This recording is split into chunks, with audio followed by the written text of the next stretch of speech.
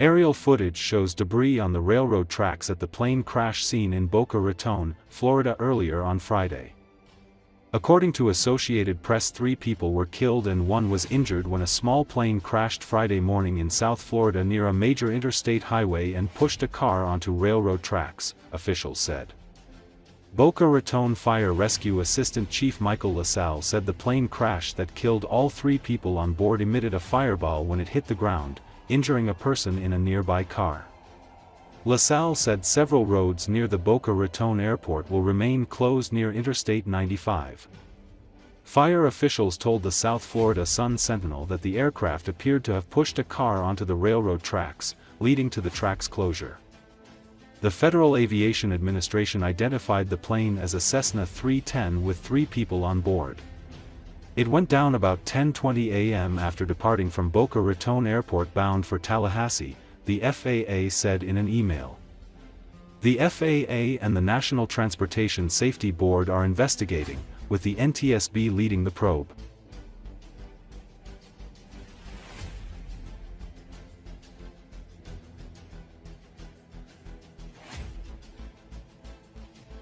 Road and just west of I-95 up here, service from the hit the trees, broke some branches, and then came down. Apparently struck the car right in this area here. Went across the median. It looks like they lost some fuel in this area because there's an extensive fire along the roadway here. Ended up on the railroad tracks here.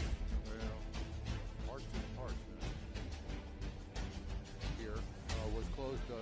That's Glades Road, the flyover right there that goes over towards I-95. I'll back out here, and you can see there's the eye on the right side of your screen there, and it is flowing. Traffic is flowing. 3 people on board. The fire departments and the police department. Ukrainian forces shattered Russian artillery in record-breaking numbers, crippling Moscow's plans for a massive offensive in the Borova-Lyman sector. Now, as General Drapati and the elite 3rd Assault Corps assemble a ferocious defensive line, incredible losses will become an inevitable reality for the Russian offensive plan to advance to the Oskil and eliminate the major Ukrainian bridgehead there. To achieve this, they are mobilizing a massive number of troops and equipment in this sector, aiming to establish a significant numerical superiority over the Ukrainian defenders. However, Russian offensive planning relies heavily on massive artillery barrages to pave the way for mechanized and infantry assaults. To take advantage of this, Ukrainians have prioritized destroying Russian artillery, aiming to disrupt Russian preparations by preventing them from conducting large preparatory barrages.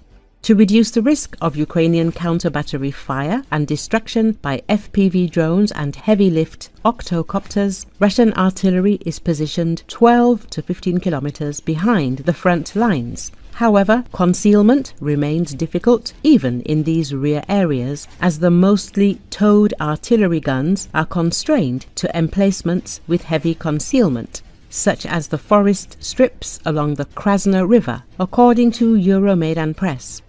Ukrainian drone operators use these constraining factors to make well-educated estimates of Russian firing positions, intensify drone reconnaissance in these directions, and confirm and destroy targets. Euromaidan Press says that Russians often follow their artillery doctrine, which says to relocate only after coming under fire, an inflexible approach that only compounds their losses, as accurate Ukrainian drone strikes often only need one hit to disable or destroy the enemy gun. As a result, Ukraine destroyed 1,644 Russian artillery pieces and mortars in March alone, over 3 times the monthly average of the previous 2 years. By purely targeting Russian artillery, Ukrainians are forcing the Russians to increasingly relocate and conceal their heavy guns, which significantly weakens the effectiveness of Russian fire support in and of itself.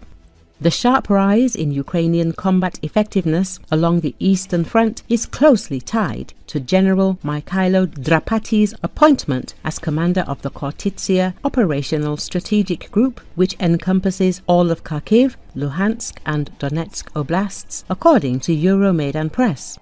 Since Drapati took command, Ukrainian forces have improved both their defensive coordination and battlefield resilience, resulting in a significant increase in Russian losses and operational costs. Already in the first month of Drapati's appointment, Russians required 17 assaults to take 1 square kilometer, more than double of what it was before.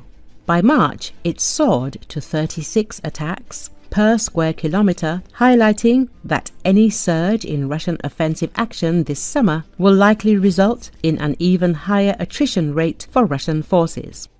Overall, Russian forces in the Borova-Lyman sector are preparing for a major offensive by massing artillery and experienced troops. However, they are suffering heavy losses from Ukrainian counter-battery fire already before they can launch their assaults.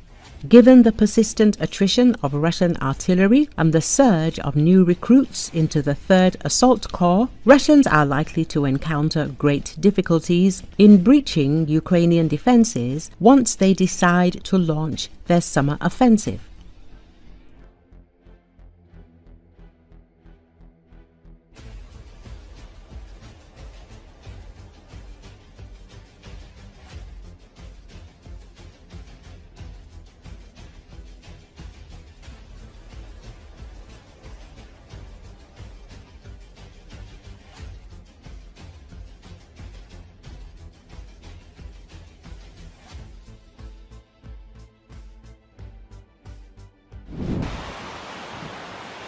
Estonian Navy detinned oil tanker Kiwala belonging to Russia's Shadow Fleet, which had been sailing through Estonian waters on the morning of April 11. The operation to seize the tanker began at 3 o'clock and involved a helicopter, with Kiwala entering Estonian waters at 4:19, local media reported. Estonian Navy Commander Kdre Ivo Vark said at a press conference that the seizure does not relate to damage to any critical infrastructure. The purpose of the detention is to check the ship's documents and legal status. The detention and the investigations being carried out are in no way related to damage to critical infrastructure, and the inspection on board is being conducted by the appropriate authorities, Vark said. Kiwala belongs to Russia's Shadow Fleet that is used to export crude oil and oil products to third countries. Some 24 people are on board of the tanker that is under sanctions due to previous activity in the EU, and was reportedly en route to Ust-Luga in Russia. It is operating under the flag of Djibouti. The tanker is currently east of Egna Island, accompanied by 2 naval ships.